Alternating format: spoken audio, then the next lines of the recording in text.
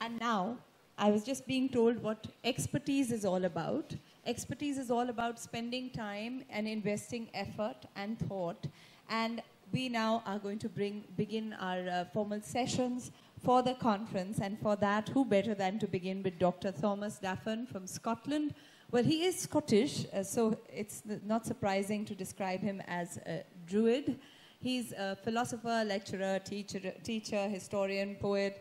The list goes on. At the end of his achievements, I was reading that it says that he specializes in interfaith dispute resolution.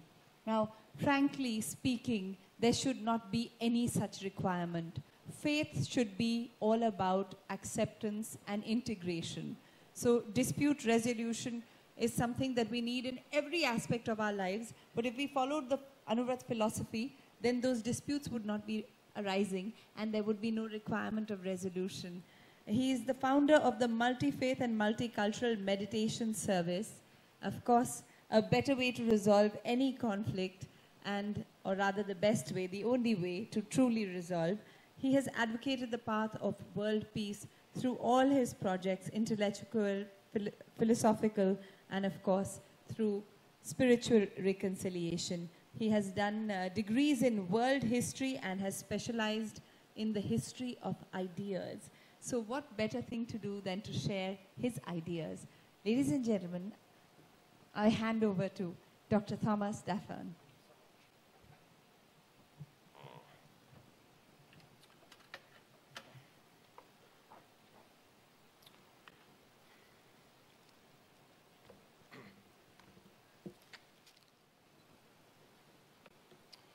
Well, greetings to everybody, and thank you to the organizers and to everyone who's made this event possible. I'm here really as a philosopher of comparative religions, and I met Acharya Tulsi in 1995. I've written a long description about my meeting with him. It was a conference in Lardnon, a very hot event, and when it came for my turn to speak on the third day of the event, after listening to dozens and dozens of presentations, I had a lot of questions bubbling up in my mind, and there was no time for questions. Like today, we haven't had time for real discussion and questions yet. Hopefully we can mingle over lunch and the breaks. But so I asked a series of questions, and in a sense, they're still with me, about the very nature of nonviolence, the relationship between philosophy and biology, the fact that we live in a world in which life depends on ingestion and the cells of our bodies depend on some degree of violence is implicit in the natural order of things. So the question I had really was, is a world of absolute nonviolence possible? And if not, how do we reach a level of sustainable violence in which Thomas Hobbes, when he talked about political philosophy, he said that all life, all human beings are engaged in conflict continuously. The thing is somehow to reach a social system that manages it and contains it, and that can use that energy creatively. So the questions I asked that day in Lardnon led to my being asked to write the summing up of the conference. So I came up with a thing called the Lardnon Declaration, which was a summing up of the thoughts that the delegates had from all over the world. And subsequently, I've been back to India several times. I always learn and discover and meet new friends and have new experiences. And most recently, I went to Jaipur. The Anuvrat organization organized another conference in Jaipur in January, which, again, I came up with the declaration, which if you've not seen it, I hope it will be published. I was hoping it was going to be available at this conference, but I don't see it anywhere. And this was in the form of a 9-petaled flower with a central bit to do with nonviolence. So what we tried to do was sum up how nonviolence, ahimsa, non-harming, can be spread throughout all our activities in society. There are sections to do with the family, with business, with ecology, with science, with education. and with religion and philosophy, and so on. I want to talk a little bit about how the religions of the world and the different schools of thought, in a sense, can be understood with an ecological paradigm. In my work as a teacher in the United Kingdom, I've taught in schools for many years, teaching religious studies and philosophy. I think there's a false model which is affecting the globe and causing many conflicts. In the Balkans, we had tremendous religious wars. In the Middle East, we're now suffering from tremendous conflicts between Islamic and Jewish, and the Christian community are being persecuted and killed most gruesomely. I think the problem that we have is a philosophical problem, which is that if I'm right, by definition, you're wrong. Now, this is a logical error. One of the greatest Buddhist logicians, Nagarjuna, pointed out that we need a new logic system. It's neither this nor that. And in the Jain philosophy, Anuvrat again teaches tolerance. Reality is very, very complex. It's a wonderful, rich, multi-dimensional, multicolored thing that we live in. Quantum theory and modern science, figures like David Bohm, have talked about how everything is structured at a higher or a deeper level of interconnectedness, what he calls the implicate order. And we really need to grow up from this religious oversimplification of this idea that because I'm right, therefore you're wrong. As a tool for this, and this was inspired by my discussions with Acharya Tulsi and other philosophers in India, I've come up with this periodic table of the world's religious and philosophical systems. This is inspired by Mendeleev's discovery of the elements, that they fit into a categorical structure. So what I've done here is produced a table, which could be in every classroom, every university, and every place of learning on the planet, in which every single philosophy, every single religious tradition, and secular and humanist views are represented in different categories. So the colored orange are the humanist perspectives, the pale yellow are the philosophical schools like Kantianism, Pythagoreanism, Hegelianism, logical positivism. The Jain are right in the middle, the white ones. This is a deliberate symbol that in a sense the Jain tradition is at the heart of this map. The Christianities, every different denomination are the light blue, the Muslims are the dark yellow, the Shinto are here, many new religious movements from all over the world, the light grey and so on. You also have the esoteric movements, which are the kind of pale yellow. So what I'm hoping is this model of interconnectedness, which is inspired by the heart of the idea of the Jain notion of the interconnectedness of all realities, which inspired a Greek philosopher called Pyrrho of Elis, who met some Jains way, way back at the time of Alexander the Great. And that inspired him to go back to Europe and launch the school of philosophy known as skepticism. Now, skepticism is a school in Western thought that doesn't over-enthuse about any one truth, any one perspective, but says, okay, well, let's look at the evidence. Let's look at the counter-evidence. Let's use reason here. And skepticism then inspired Cicero and the development of the whole notion of what it means to be an academic in the Western university life. So, but what I think Western academia has forgotten is the notion that skepticism has a transcendental purpose. It was summed up in the phrase epoche, which is a Greek term meaning suspension of judgment. I think that the Middle East, and what I'm trying to do as chair of the Truth and Reconciliation Commission for the Middle East, I've been interviewing people in Palestine, in Israel, other Middle Eastern countries, is in a sense trying to get them to suspend judgment. Each tradition has its own holy books, its own prophetic lineage.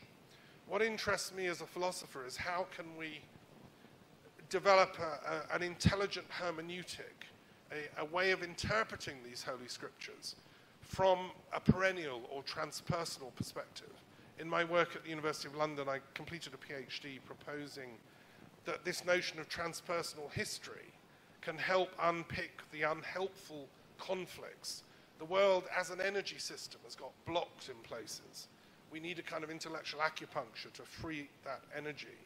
Because ultimately we all come from the one energy. Every idea circulates around this globe, just as I've said about the notion of epoche coming from the Jains, going to the West, and now it's embedded if you do a degree anywhere in Europe. You know, that's the first thing you learn. So the same with the Zoroastrian contribution to ideas. Their notion of this conflict between good and evil became embedded in Judaism, in Christianity and Islam. Their notion of the Seishant, who's going to come and redeem mankind, this Messiah figure. Again, that was embedded in Christianity and so on. So there's a total ecology, a circulation of ideas going on the planet. The sooner we waken up to that and, in a sense, become a more sophisticated, intellectual, noetic, self-realization program. Mankind needn't be stuck in this. You know, at the moment, we're playing this game where we're stuck in one of the boxes. I'm in this box, therefore I'm going to attack you. It's like trench warfare. We're in a kind of World War I level of thinking.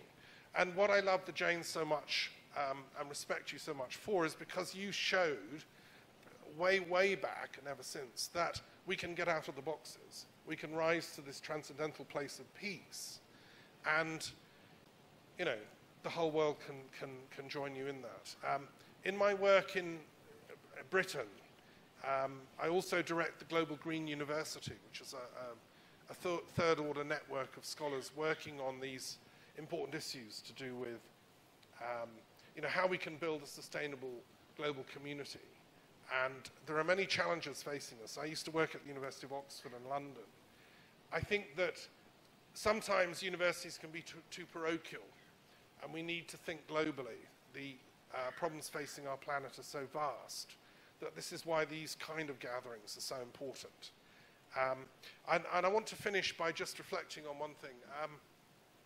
In Scotland recently we had a vote as to whether the United Kingdom should remain one country. And many of my friends took the view that if Scotland broke away, because it had declared itself for nuclear pacifism, this would be a good thing. They'd get rid of the nuclear weapons, which patrol outside my castle, where my institute is based in Scotland. And I was tempted to vote yes for that reason. But then I thought no, because what's going to happen? Those nuclear weapons are simply going to be forced to move somewhere. And if the United Kingdom breaks up, I think it would send the wrong signal to other countries that are struggling with this problem. So I thought in the end, no, I'd like to keep the United Kingdom together. So I voted no. But what I did was I made a commitment that what we need to do is remove the nuclear weapons not just from Scotland, but from the whole planet. And I'd like to offer the United Kingdom as a kind of vehicle, diplomatically.